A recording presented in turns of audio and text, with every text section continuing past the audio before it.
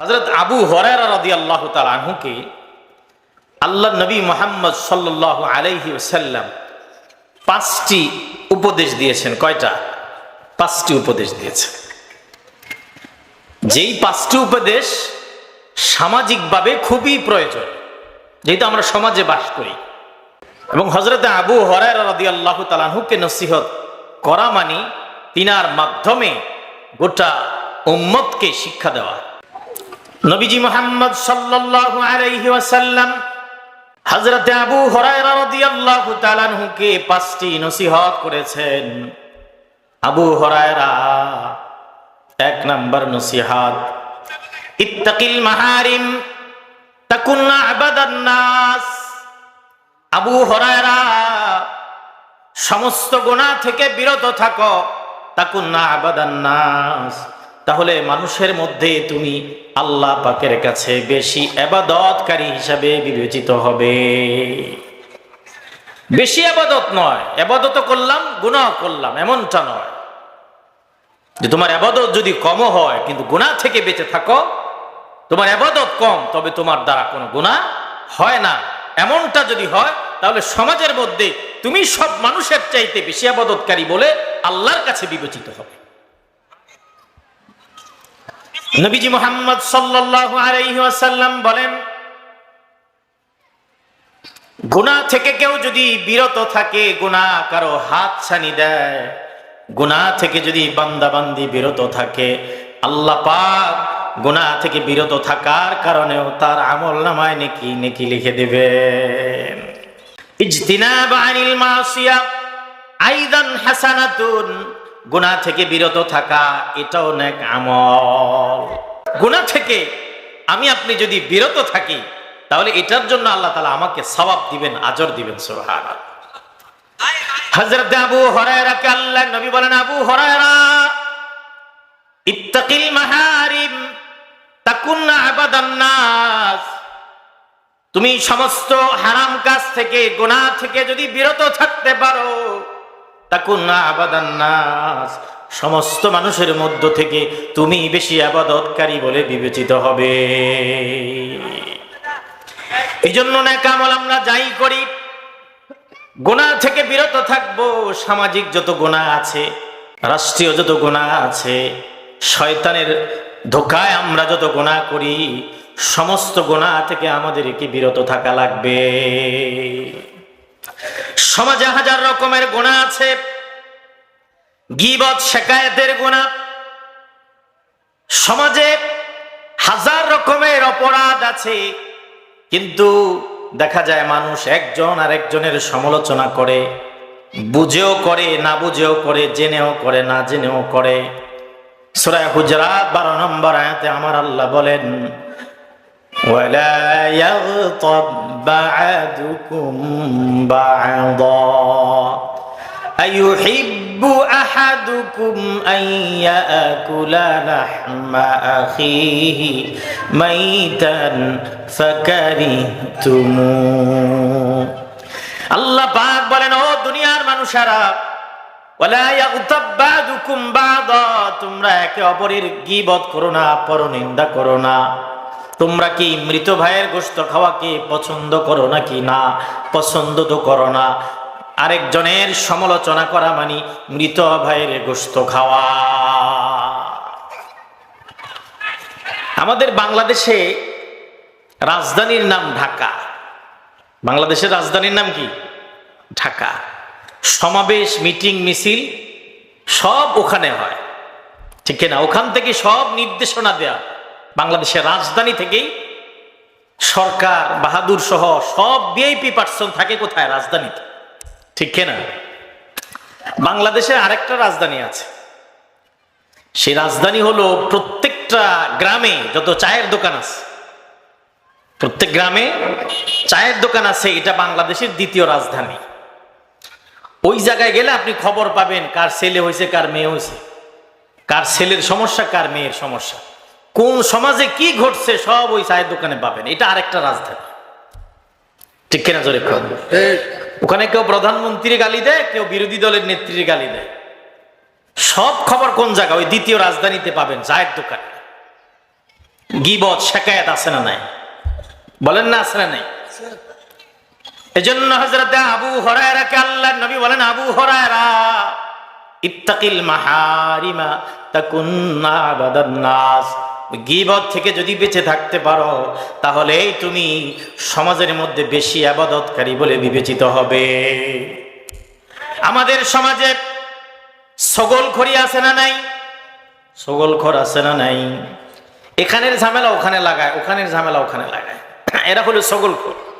নবীজি মুহাম্মদ সাল্লাল্লাহু আলাইহি ওয়াসাল্লাম পথিমধ্যে কোথাও যাচ্ছিলেন, বুখারীর বর্ণনায় আল্লাহর নবীকে জানানো হলো দুইটা কবরস্থানে আযাব হয়, দুইটা কবরে আযাব হয়। এক কবরে আযাব হয় এই জন্য আল্লাহর বান্দা প্রস্রাব করে ভালো করে পরিষ্কারে পরিচ্ছন্ন হতো না। আল্লাহর বান্দা লা ইস্তাতিরু মিন বাউলিহি, তার প্রস্রাব থেকে সে পরিষ্কার পরিচ্ছন্ন হতো না। অথবা তার গরু বাছুর ছিল, উটনি ছিল, সেগুলোর প্রস্রাবের ছিটা তার শরীরে রাখলে সেগুলো নিয়ে নামাজ পড়তো, পরিবর্তন আর চেঞ্জ করতো না। আল্লাহ নবীকে জানানো হলো এই কবরে এই জন্য আযাব হয়। প্রথম কবর, ওই ব্যক্তি প্রস্রাব থেকে ভালো করে পরিষ্কার পরিচ্ছন্ন হতো না, এই জন্য তার কবরের মধ্যে আযাব হয়। এই জন্য আমাদের অনেক মুসল্লি আছে যে প্রস্রাব করে ভালো করে ঢিলা কুলুপ ব্যবহার করে না, ঠিক কিনা ঠিক? খুব তাড়াহুড়া করে প্রস্রাব করে, তাড়াহুড়া করে, এরপরে খুব তাড়াতাড়ি ওযু করে মসজিদে যায়, ঠিক কিনা ঠিক? এত জোরে দৌড় দেয়, মসজিদ ঢুকতেই সব ভিজে এলেছে। আচ্ছা 10 জন 50 জন যদি এভাবে ভিজা পাও নিয়ে ঢুকে ভালো করে পরিষ্কার না করে, পা পোষে পা না মোছে, মসজিদের কি অবস্থা? এখন সবাই ধমক দেয় মুয়াজ্জিন, বুঝছেন কথা? কিন্তু যারা পানি নিয়ে ঢুকতেছে এইভাবে ভালো করে পা পরিষ্কার না করে, জুতার মধ্যে পানি, পায়ের মধ্যে পানি, পানি নিয়ে ঢুকতেছে, এদেরকে বাধা দেওয়ার লোক নাই, মুয়াজ্জিনের গালি দেওয়ার লোক আছে না নাই? আমার ভাইয়েরা, বিশ্বনবী মুহাম্মদ সাল্লাল্লাহু আলাইহি ওয়াসাল্লাম বলেছেন, আল্লাহর নবীকে জানানো হলো প্রথম কবরে এই জন্য আযাব হয়, প্রস্রাব করে ভালো করে পানি খরচ করতো না, প্রস্রাব থেকে পরিষ্কার পরিচ্ছন্ন হতো না, এই জন্য কবরে আযাব হয়। আল্লাহর নবীকে জানানো হলো প্রস্রাব থেকে কেউ যদি ভালো করে পরিষ্কারে পরিচ্ছন্ন না হয়, সে যদি ওযু করে নামাজ পড়ে, তার নামাজের মধ্যে বিঘ্ন ঘটবে না। আল্লাহর নবীকে জানানো হলো, আল্লাহর নবী মুহাম্মদুর রাসূলুল্লাহ উম্মতকে জানালেন, আমার উম্মতেরা প্রস্রাব থেকে যদি ভালোভাবে ঢিলা কুলুপ ব্যবহার না করে, যদি ভালোভাবে পরিষ্কার পরিচ্ছন্ন না হও, তাহলে কবরে আযাব হয়েছে, আমাকে দেখানো হয়েছে। বিশ্বনবী উম্মতকে সতর্ক করলেন, তোমরাও যদি প্রস্রাব থেকে ভালো করে পরিষ্কারে পরিচ্ছন্ন না হও, তোমাদেরও কবরে আযাব হবে। আরেকজন ওয়ায়ামশি ওয়া কানা আল-আখার ইয়ামশি বিন-নামিমা, আরেকজনের কবরে আযাব হয়। বিশ্ব নবীকে জানানো হলো ওয়া কানা আল-আখার, দ্বিতীয় ব্যক্তি, ইয়ামশি বিন-নামিমা, ছগলখড়ি করে করে সমাজে বেড়াতো। হযরত আবু হুরায়রাকে আল্লাহর নবী জানালেন, আবু হুরায়রা ইত্তাকিল মাহারিমা তাকুন আবাদান নাস। ওই ছগলখড়ি, সমাজের ছগলখড়ি যে বেঁধে আছে, এই গুনাহ থেকেও বেঁচে থাকো। আমার উম্মত যদি বেঁচে থাকে, সেই সমাজের মধ্যে অধিক ইবাদতকারী বলে আল্লাহর দরবারে বিবেচিত হবে। সমাজে সুদের গুনাহ আছে, ঘুষের গুনাহ আছে, মিথ্যা আছে। সমাজে সুদের গুনাহ আছে না নাই? ঘুষের গুনাহ আছে না নাই? বিশ্বনবী মুহাম্মদ রাসূলুল্লাহ সাল্লাল্লাহু আলাইহি ওয়াসাল্লাম বলেন, লাআনা রাসূলুল্লাহ সাল্লাল্লাহু আলাইহি ওয়াসাল্লাম আকিলার রিবা ওয়া মুকিলাহু ওয়া কাতিবাহু ওয়া শাহিদাইহি। নবীজি বলেন, সুদ যে দেয়, সুদ যে নেয়, সুদের যে সাক্ষী হয়, সুদের যে লিখে দেয় কত টাকা হারে সুদ, কত মাসের জন্য, সাক্ষী যে হয়, সুদের কারবার যে লিখে দেয়, দুইজনের মধ্যে কাগজ করে, আছে না নাই? যে লিখে দিল, সাক্ষী হলো, ও ভাই সামনে একটা সাইন দেন, আছে না নাই? সুদের কারবার যারা করেছে দুইজন, তাদেরও সুদের গুনাহ, যারা সাক্ষী থেকেছে, যারা কলম দিয়ে লিখে দিয়েছে, ওই সুদের সাহায্য সহযোগিতা করার কারণেও তাদেরও সুদখোরের গুনাহ হবে, সুদ খাওয়ার গুনাহ হবে। তাদের উপরে 4 শ্রেণীর মানুষের উপরে আল্লাহর নবী বিশ্ব নবীর লানত আর অভিশাপ। যে সুদ খায় তার নিজের মায়ের সাথে জেনা করে। সুদের অনেক গুনাহ আছে।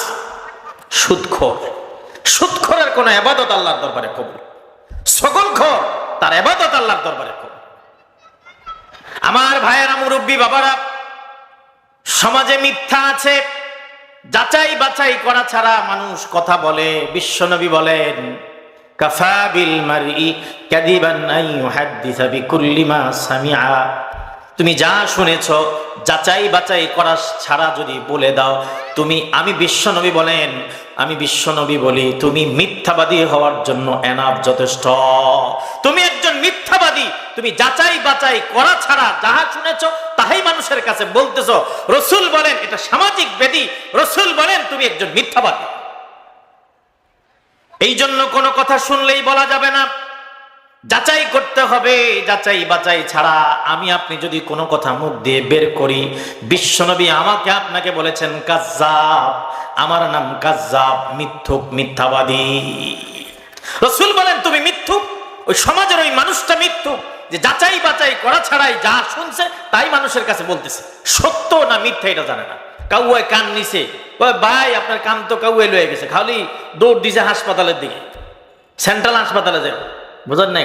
কি হয়েছে? দৌড়ান। কাউয়ে বলে আমার কান লয়ে গেছে। কই মি, আপনার দুনো কান তো হাতের কানের মধ্যে আছে, হাত দিয়ে দেখে তো সত্যই। বুঝলেন নাই কথা? আছে না নাই?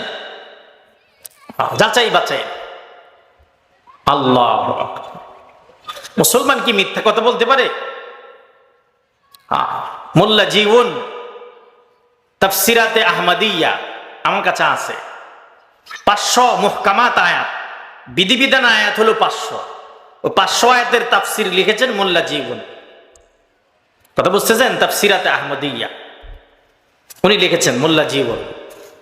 তাকে একজন বলতেছে, ভাই আল্লাহওয়ালা মানুষ তো, বুজুর্গ মানুষ, ভাই আপনার বউ তো বিধবা হয়ে গেছে। তারে বলতেছে কি, আপনার বউ বিধবা হয়ে গেছে। হুজুর বাসায় গিয়া মন টন খারাপ, তো কয় যে কি হয়েছে আপনার? কয় আমার বউ তো বিধবা হয়ে গেছে। দূর মিয়া, স্বামী বেঁচে থাকলে বউ কেমনে বিধবা হয়? আপনি তো বাচ্চা আছেন এখন। ও মুসলমান কি মিথ্যা কথা কইতে পারে? ও তো যে বলছে ও মুসলমান। তো মুসলমান কি মিথ্যা কথা বলতে পারে? মোল্লা জীবন বলতেছে ও মুসলমান তো মিথ্যাবাদী হইতে পারে না। আমি তো আফসোস করতেছি যে আমার বউ কেমনে বিধবা হয়। স্বামী বেঁচে থাকলে বউ কি হয় না? বিধবা হয় না। উনি তো বেঁচে আছে, তো উনি ভাবতেছে মুসলমান তো কখনো কি বলতে পারে না, মিথ্যা কথা বলতে পারে না। আমার ভাইয়েরা, মুরব্বী বাবারা, সমাজে আরো অনেক ব্যাধি আছে, রোগ আছে। সমাজে, আমাদের সমাজে অনেক গুনাহ আমাদের সমাজে চালু আছে। গায়ে হলুদের গুনাহ আছে না নাই? গায়ে হলুদের আগে এখন আরেকটা করে মেহেদি অনুষ্ঠান। বুঝেন না কথা? আগের দিনে কইতো তেলাই, বুঝেন না? এখন কয় যে কি গায়ে হলুদ। এখন এটার আগে আবার একদিন আগে কি করে? মেহেদি অনুষ্ঠান। এরপরের দিনে হয় গায়ে হলুদ, এরপরের দিন বিয়া। কয়েক বছর পর দেখবেন মেহেদি অনুষ্ঠান আগে আরেক অনুষ্ঠান করবে। আছে না নাই আমাদের সমাজে এই ব্যাধি? বলেন না, আছে না নাই? রাতের 12টা বাজে, 1টা বাজে, এই বাড়ি থেকে ওই বাড়ি যায়, ছেলে আর মেয়ে কে কোন জায়গায় যায় খুঁজা পায় না। ড্রাইভারে কই, ছেলেও জঙ্গলে, মেয়েও জঙ্গলে। ঠিক কেনা বেঠিক করে? এই আমাদের সমাজে গায়ে হলুদ নামে অশ্লীলতা, বেহায়াপনা চলছে। তারপরে গায়ে হলুদের মধ্যে যেই নারী তার সাথে দেখা দিতে পারবে না, তারা কি লাগায়? গালের মধ্যে হলুদ লাগায়। ঠিক কিনা? তারে গোসল করায়। ও কি ল্যাংরা নাকি? ওরে গোসল করানোর দরকার কি? বুঝেন নাই মনে হয়? আমরা তো বিয়ে করছি, এখানে আলেম ওলামারা আছে। আপনাদের এখানে সমাজে তো আলহামদুলিল্লাহ সবাই আলেম, সমাজদার। বিশেষ করে মুফতি আহসানুল্লাহ সাহেবের পুরা পরিবারে ওনারা সবাই আলেম।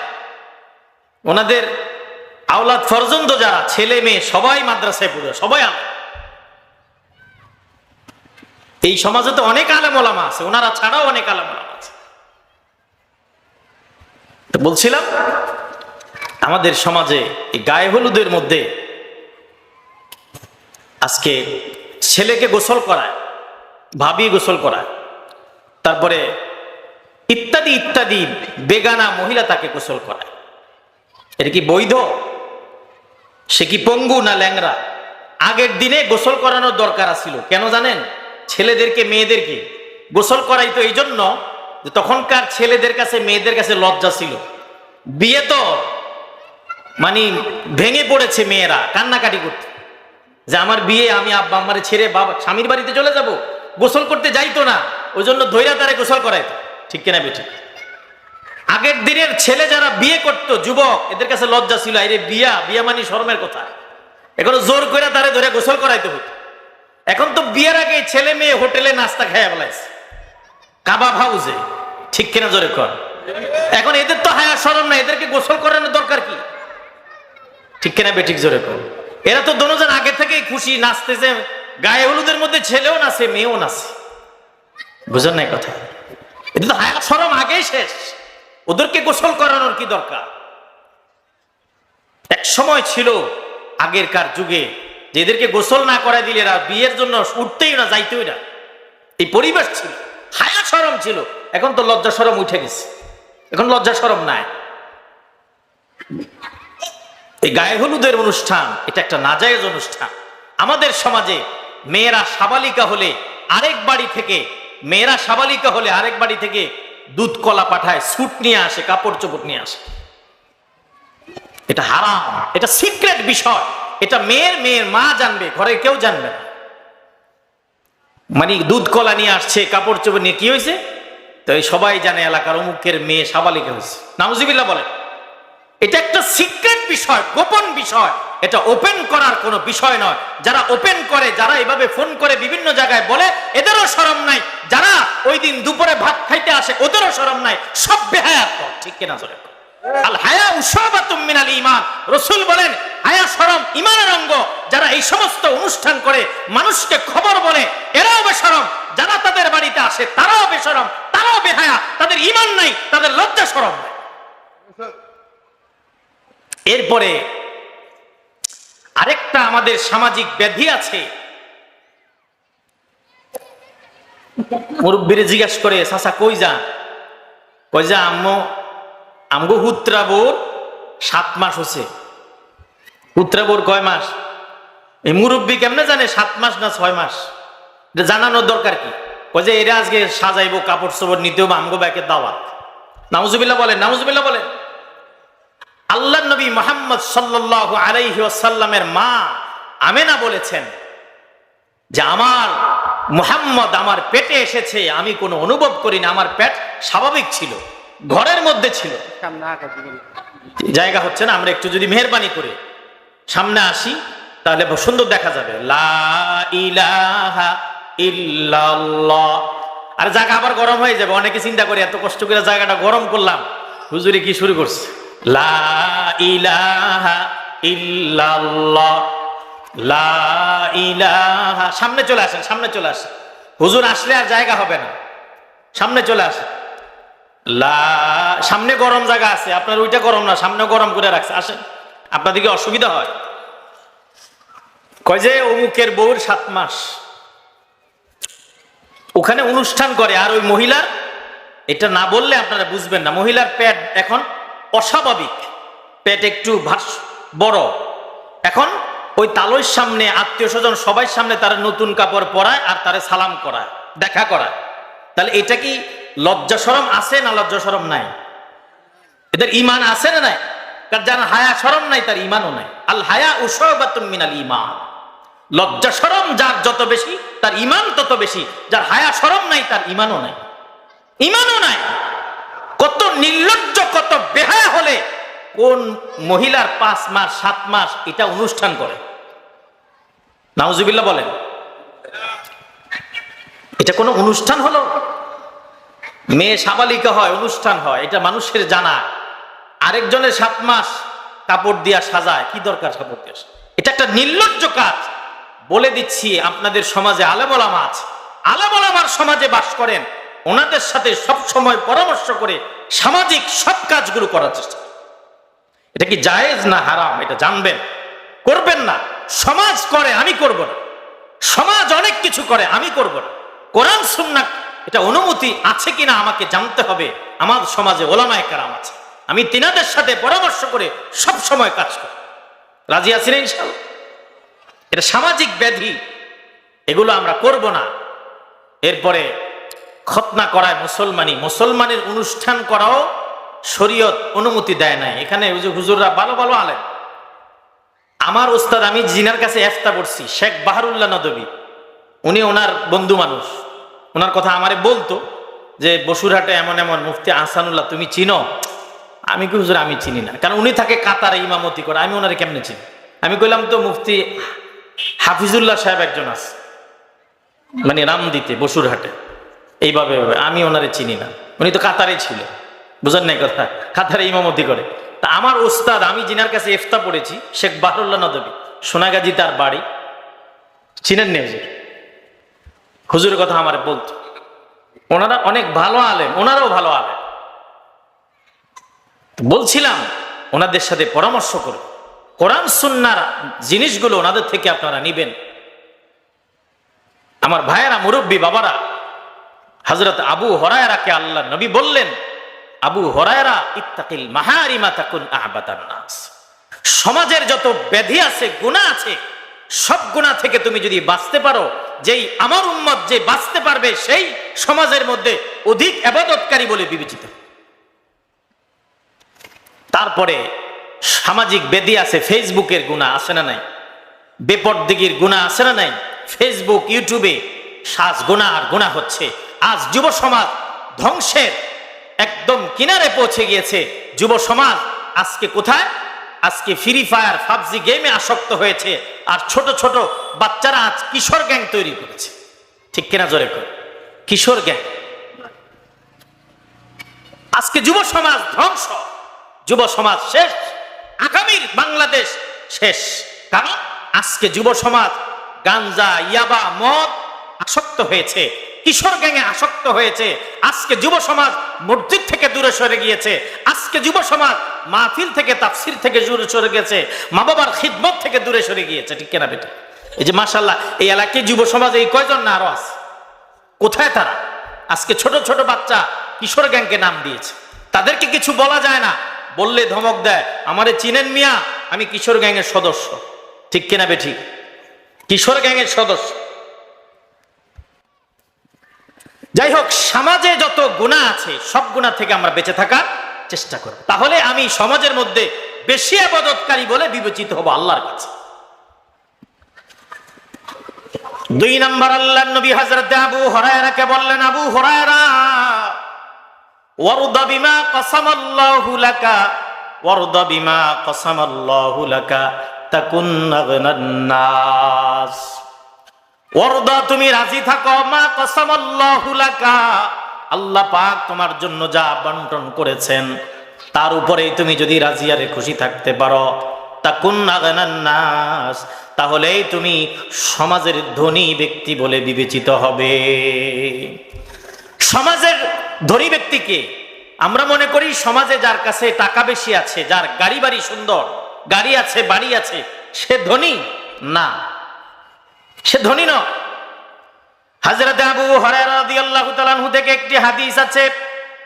হযরত আবু হুরায়রা বলেন, আন আবি হুরায়রা রাদিয়াল্লাহু তাআলা আনহু قال قال النبي صلى الله عليه وسلم ليس الغنى عن كثرة العرض ولكن الغنى غنى النفس। হযরত আবু হুরায়রা, বুখারীর হাদিস, মুসলিম শরীফের হাদিস। হযরত আবু হুরায়রা বলেন, লাইসাল গিনা আন কাসরাতিল আরদি ওয়ালাকিন্নাল গিনা গিনান নাফস। যার কাছে সম্পদ আছে, প্রাচুর্য আছে, সে ধনী নয়, বরং ধনী ব্যক্তি হলো সেই ব্যক্তি যার আত্মাটা ধনী, সে কেবল ধনী ব্যক্তি।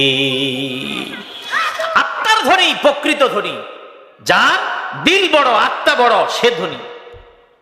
আপনার কাছে যা সম্পদ আছে সেগুলোর উপরে আপনি যদি রাজি থাকতে পারেন আপনি ধনী। আর আপনার অনেক সম্পদ আছে, আপনি বলতেছেন আপনার আরো চাহিদা বাকি আছে, আরো চাই আরো চাই, তা আপনার তো এখনো ধনাঢ্যতার মনোভাব যায় নাই, আরো চাই আরো পাই আরো খাই, এটার উপরে আপনি রাজি না, তাহলে আপনি এখনো ধনী হইতে পারেন না। আর আপনার টাকা যা আছে তার উপরে আপনি রাজি আছেন, সন্তুষ্ট আছেন, আপনার আর চাহিদা নাই, তাহলে সমাজের মধ্যে আপনি সবচাইতে বড় ধনী। ঠিক কিনা বেঠিক? জোরে করুন। আমার ভাইয়েরা, মুরব্বী বাবারা, তিরমিজি শরীফের হাদিস, আল্লাহ নবী বলেন, বুখারীতেও হাদিসটি এসেছে, লাউ কানা লিবনি আদম ওয়াদিন মিন যাহাবিন আহাব্বা আন ইয়াকুনা লাহু ওয়াদিয়ান ওয়ালা ইয়ামলাউ ফাহু ইল্লা তুরাব। আল্লাহ নবী বলেন, কোন আদম সন্তানকে আল্লাহ রাব্বুল আলামিন যদি একটা সোনা বড়া উপত্যকা দিতেন, মাঠ দিতেন, আদম সন্তান এত লোভী, আল্লাহরে বলতো, রব্বুল আলামিন আমার যদি এরকম স্বর্ণ ভরা আরো একটি মাঠ উপত্যকা হয়ে যেত, আল্লাহ যদি দ্বিতীয়টাও দিত, যদি আল্লাহর কাছে আবারও বলতো যদি আরো একটা দিত। বিশ্বনবী বলেন, ওয়ালা ইয়ামলাউ ফাহু ইল্লা তুরাব। আদম সন্তান, দুনিয়া এত লোভী আদম সন্তান অনেকে আছে, কবরের মাটি তার মুখের মধ্যে যাওয়া পর্যন্ত তার দুনিয়ার চাহিদা মিটবে না। ঠিক কিনা? জোরে কন। এই জন্য বিশ্বনবী হযরত আবু হুরায়রাকে উপদেশ দিয়েছেন, আবু হুরায়রা, ওয়ারদা বিমা কসামাল্লাহু লাকা তাকুন আগনান নাস। আল্লাহ পাক রব্বুল আলামিন যেই প্রাচুর্য দিয়েছেন, ধন সম্পদ দিয়েছেন, যেই হালে যে অবস্থায় তোমাকে রেখেছেন, তার উপরে তুমি রাজি আর খুশি থাকো, তাহলেই সমাজের মধ্যে তুমি ধনী ব্যক্তি বলে বিবেচিত হবে। তাহলে সমাজের মধ্যে ধনী ব্যক্তি কে? ধনী ব্যক্তি হলো ওই ব্যক্তি যে আল্লাহ পাক যে অবস্থায় রেখেছে তার উপরে কি আছে? রাজি আর সন্তুষ্ট আছে।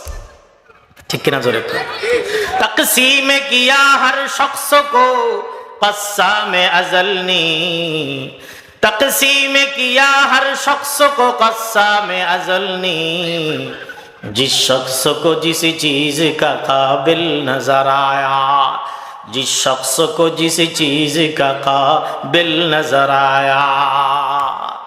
আল্লাহ পাক রব্বুল আলামিন বান্দা কি করবে, বান্দা কি চাকরি করবে, কি ডিউটি করবে, বান্দা কোন কর্ম করবে, সব আল্লাহ রব্বুল আলামিন তাকসিমাত বন্টন করে দিয়েছেন। সুবহানাল্লাহ। দেখেন, সকালবেলায় শীতের দিনেও অনেকে জেলেরা মানুষের পুকুরে মাছ ধরে, ব্যাট দেয়। ঠিক কিনা? আপনি পারবেন, আমি পারবো। অনেকে দেখবেন দোতলা তিনতলায় ওই যে ঢালাইয়ের দিন, ছাদ ঢালাইয়ের দিন কি জোরে জোরে উঠে, বোঝেন না কথা? ওই কাজের জন্য আল্লাহ তারা বানাইছে। ঠিক কিনা? স্যার মুফতি হাফিজুল্লাহ সাহেব আলহামদুলিল্লাহ বছরে কয়েকবার যায় হাজি নিয়া, আবার আসে, বোঝেন না কথা? প্লেনে উঠলে অনেক সময় একদিন পর্যন্ত কান বন্ধ হয়ে থাকে, আধা ঘন্টা 2 ঘন্টা পর্যন্ত, বোঝেন না কথা? এটা যাকে আল্লাহ পাক যে কাজের জন্য মনোনীত করেছেন, এটা আল্লাহ পাকের ইচ্ছা। কার ইচ্ছা? এখন কেউ ধনী হবে, কেউ গরিব হবে, এটা আল্লাহ পাক বানিয়েছেন। যার যা আছে তার উপরে সন্তুষ্ট থাকা, তার উপর কি থাকা? সন্তুষ্ট থাকা, রাজি থাকা, তাহলে আপনি প্রকৃত ধনী। কারণ প্রকৃত ধনী টাকার ধনী নয়, প্রকৃত ধনী আত্মার ধনী। আল্লাহ তাআলা আমাদেরকে আত্মার ধনী হওয়ার তৌফিক দান। 3 নম্বর, হযরত আবু হুরায়রা রাদিয়াল্লাহু তাআলা আনহু কি আল্লাহ নবী মুহাম্মদুর রাসূলুল্লাহ সাল্লাল্লাহু আলাইহি ওয়াসাল্লাম নসিহত করেছেন, উপদেশ দিয়েছেন, ওয়া আহসিন ইলা জারিকা তাকুম মুমিনা। আবু হুরায়রা, ওয়া আহসিন ইলা জারিক, তোমার প্রতিবেশী যে আছে, তোমার পাড়া প্রতিবেশীর সাথে ভালো আচরণ করো, তাদের খবর নাও, হক অধিকার আদায় করো। তাকুম মুমিনা, তাহলে তুমি পরিপূর্ণ মুমিন হতে পারবা।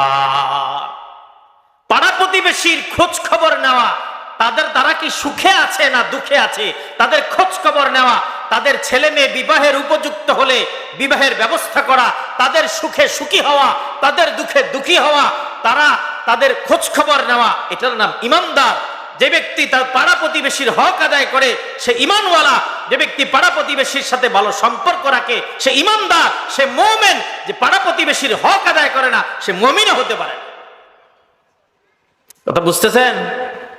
হযরত আবু হুরায়রাকে আল্লাহর নবী বলেন, ওয়া আহসিন ইলা জারিক, প্রতিবেশীর হক আদায় করো, তাকুম মুমিনা, তুমি মুমিন হতে পারবা। প্রতিবেশীর সাথে যদি ভালো আচরণ না করো তুমি মুমিন হতে পারবা না। সূরা নিসা 36 নম্বর আয়াতে আল্লাহ রাব্বুল আলামিন বলেন, ওয়াল জারি দিল কুরবা ওয়াল জারিল জুনুবি ওয়াস সাহিবি বিল জানব। আল্লাহ পাক রব্বুল আলামিন সূরা নিসা 36 নম্বর আয়াতের মধ্যে বলেন, ওয়াল জারি দিল কুরবা ওয়াল জারিল জুনুব, পাড়া প্রতিবেশী তোমার আত্মীয় হোক অনাত্মীয় হোক তাদের হক আদায় করো, তাদের অধিকার আদায় করো। পাড়া প্রতিবেশীর হক অধিকার আদায় করা, তাহলে আপনি মুমিন হতে পারবেন। যেই ঈমানদার পাড়া প্রতিবেশীর হক আদায় করে সে মুমিন। আজকে প্রতিবেশীর একটা ছেলে যদি অ্যাক্সিডেন্ট হয়, প্রতিবেশীর কোন মেয়ের যদি একটা বিপদ হয়, প্রতিবেশীর জন্য কোনো বিপদের সংবাদ মানুষ শুনে তো হাততালি দেয়। ও কইছি না ছেলে এটা বেয়াদব, দেখছো নি এক যা বিপদে হয়েছে। বুঝেন না কথা? আমার বদদোয়া লাগছে, আছে না নাই? প্রতিবেশীর ঘরে আগুন লেগেছে, একটা বিপদ, আপনি তারে সান্ত্বনা দিতে যাবেন। এখন প্রতিবেশীর বাড়িতে আগুন লাগছে, হয়ে গেছে আলু পোড়া দিত। আজকে নিজের ঘরে আলু পোড়া দেওয়ার কি দরকার? ওখানে যখন আগুন জ্বলতেছে আলুগুলো পোড়া দিয়ে খাই। বুঝেন না কথা? এই অবস্থা আছে না নাই? প্রতিবেশীকে সান্ত্বনা দিবেন। প্রতিবেশীর একটা বিপদ, এটা আপনার বিপদ। প্রতিবেশীর দুঃখে দুঃখী হবেন, প্রতিবেশীর আনন্দে প্রতিবেশী হাসছে আপনিও হাসবেন, এটা ইবাদত। প্রতিবেশীর সুখ, একটা খুশির সংবাদ, আপনি নারাজ হয়ে গেছেন, আপনি ঈমানদার হতে পারেন। সমাজের কেউ অসুস্থ হলে তারে দেখতে যাবেন, দেখতে যাওয়া ইবাদত। দেখতে যাওয়া তার হক, সামাজিক হক আছে। সে মানুষ বেনামাজি হোক কিন্তু আপনার সমাজে বাস করে, অসুস্থ হলে তারে দেখতে যাওয়া সমাজের বিধান আছে না নাই? 3 নম্বর আল্লাহ নবী বলেন, ওয়াহসিন ইলা জারিকা তাকুম মুমিনা। আবু হুরায়রা, প্রতিবেশীর হক আদায় করো, খোঁজ খবর নাও। কম্বল নাই, কম্বল দাও, কনকনে শীত। একটা সোয়াটার নাই, জাম্পার নাই, গরিব মানুষ, একটা সোয়াটার জাম্পার কিনে দাও। আল্লাহর আরশ খুশি হয়ে যাবে। তুমি সমাজের মধ্যে আল্লাহর মুমিন বান্দা হিসাবে বিবেচিত হবে। মুমিন সেই ব্যক্তি যে পাড়া প্রতিবেশীর হক আদায় করে। এখন পাড়া প্রতিবেশীর সাথে আমাদের ঘন্টা কুড়েলের সম্পর্ক, ঠিক কিনা জোরে? তারা তো দেখতেই পারে না, তার একটা যদি হাঁস যায়, মুরগি যায়, তো ঘন্টা মারে, দাও মারে, কুড়েল মারে, হাঁস মুরগির। কারণ কার? মানি হুজুরের। বুঝে না কথা? মানি হুজুরে দেখতে পারে না। হ্যাঁ, মানি হুজুরে একটা হাঁস মুরগি গেলেও কি ঘন্টা কুড়েল মারে। আছে না এমন মানুষ? প্রতিবেশীর সাথে ভালো আচরণ করা, এটা ঈমানের দাবি। যে প্রতিবেশীর হক আদায় করে না সে কখনোই মুমিন হতে পারে। 4 নম্বর আল্লাহর নবী হযরত আবু হুরায়রাকে বললেন, আবু হুরায়রা, ও আবু হুরায়রা, ওয়া আহিব্বা লিন-নাস মা তুহিব্বু লিনাফসিক। আবু হুরায়রা, ওয়া আহিব্বা লিন-নাস মা তুহিব্বু লিনাফসিক। তুমি তোমার জন্য যা চয়েস করো, পছন্দ করো, তোমার আরেক ভাই মুসলমানের জন্য তা চয়েস করো, পছন্দ করো। দেখা যায় নিজের জন্য পছন্দ করে একটা দামিটা, আরেকজনকে দিবে পছন্দ করে কম দামিটা, আছে না নাই? নিজের বউয়ের জন্য কাপড়টা 2000, বুঝেন নাই কথা? আর ভাইয়ের বউয়ের জন্য কিনছে 1500 টাকা। নিজের বউয়েরটা 3000, নিজের বোনেরটা 1500, আছে না নাই? আপনার জন্য যা আপনি চয়েস করেন, আপনার বউয়ের জন্য, আপনার সন্তানের জন্য, আরেকজনের জন্য তা চয়েস করেন। বাসি তরকারি আছে, আমরা খাই না, করে দিয়ালা। আপনি এটা খান না, আরেকজনের জন্য এটা কেন চয়েস করলেন? ও হেরা খাইতে পারি। সিরা টাকা আপনারা কেউ দিলে আপনি নেন না। তো এই টাকা আপনি মসজিদে কেমনে দেন? কয় যে এই টাকা তো চলে না, আমি চালাইতে পারবো কেমনে? শুক্রবারে মসজিদে দিয়ালাম। শুক্রবারে কই দিব? মসজিদে। মসজিদে বলে চলে। সিরা টাকা আমি চালাইতে পারি। কই মসজিদে দিলে লইয়ালায়। বুঝলেন না কথা? আরে আল্লাহর ঘরে দিবেন, একবারে কচকচে নতুন নোটটা দিবেন, এটা তো আল্লাহরই দিচ্ছে। আপনি সিরা টাকা পছন্দ করেন না, কিন্তু আল্লাহর জন্য কেমনে এই সিরা টাকা চয়েস করলেন? আপনার কেউ দিলে তো আপনি নেন না, যে ভাই এটা পাল্টায় দেন। আল্লাহর এই টাকা কেমনে দিলে? ঠিক কেনা বেঠিক? নিজে এই খাবার খায় না, এটা আরেকজনকে দেয়। গরিব, আপনি যেই কাপড়টা নিজের জন্য চয়েস করেন না, এটা আরেকজনকে কেমনে দেন? আপনি পুরাতন কাপড় কাউকে দিয়ে দিবেন, ভালো থাকতে দিয়ে দেন, সে যেন কিছুদিন পড়তে পারে। আমি এবার পাঞ্জাবি সিলাইছি দুইটা দিয়ে দিছি, মানে একবারে ভালো। ওই যে ছাত্র আছে, জিজ্ঞেস করে, দুইটা সিলাই দুইটা দিয়ে দিই, একটা সিলাই একটা দিয়ে দিই ছাত্রদেরকে, আর কি একদম দামি দামি ভালোই দিয়ে দিই। বুঝলেন না? মনে যাতে সে 1 বছর 2 বছর 3 বছর পড়তে পারে।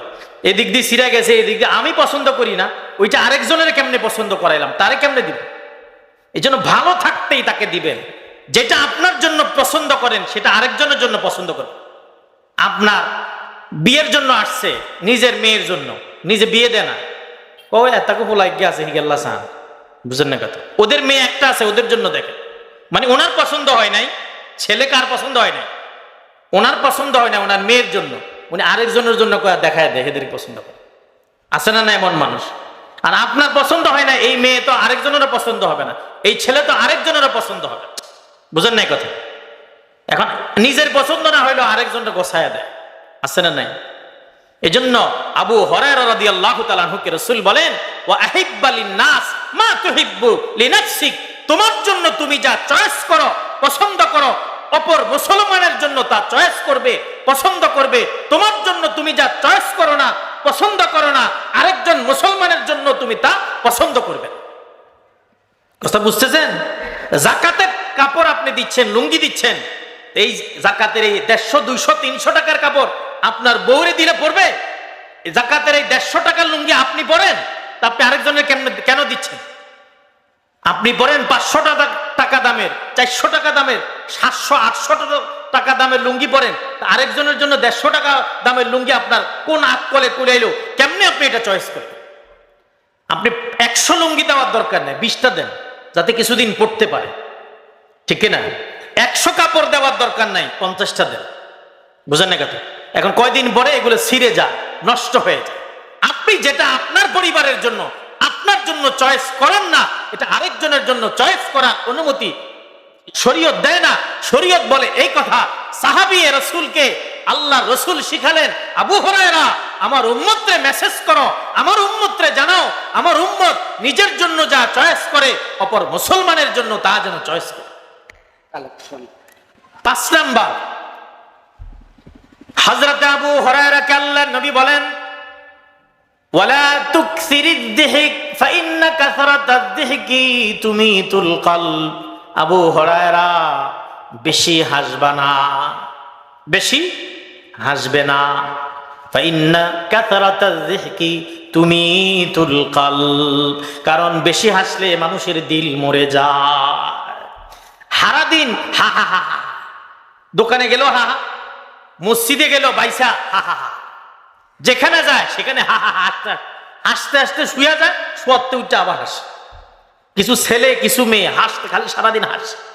বেশি হাসবো না, বেশি কাঁদবো। ওয়ালা তুকসিরিজ যিহক ফাইন্না কাসরাতাজ যিহকি তুমিতুল কলব। বেশি হাসবে না, বেশি হাসলে দিল মরে যায়। গাছ যদি মরে যায় ফল হয় না, ফুল হয় না, এটাকে মানুষ আগুনের মধ্যে জ্বালায়, এটা কোনো কাজে আসে না। আর যদি দিল তাজা থাকে তাহলে সেখানে ফুল হবে, তার কথায় মিষ্টি হবে, তার আচার ব্যবহারে কর্মকাণ্ডে মানুষ শান্তি পাবে, সুখ পাবে। এজন্য বেশি হাসবো না, বেশি কাঁদবো। আজকের মোনাজাতে আমরা চোখের পানি ফেলে তওবা করে ইনশাআল্লাহ যেতে রাজি আছি না? ইনশাআল্লাহ।